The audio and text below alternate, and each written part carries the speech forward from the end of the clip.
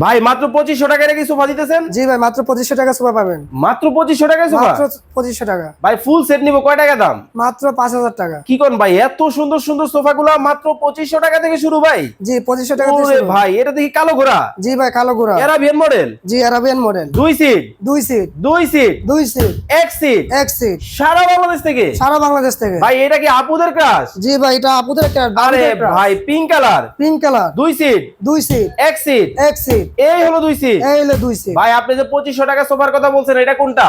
এটা হচ্ছে ওটা।